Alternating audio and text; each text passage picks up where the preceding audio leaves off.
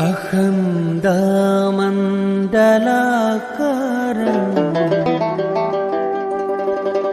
व्याप्तं येन चराचरं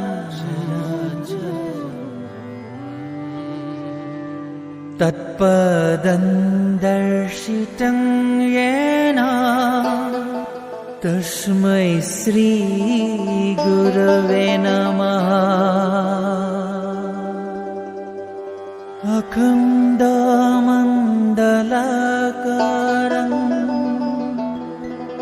व्याप्तं येन चराचरं तत्पदं दर्शितं येन तस्मै श्री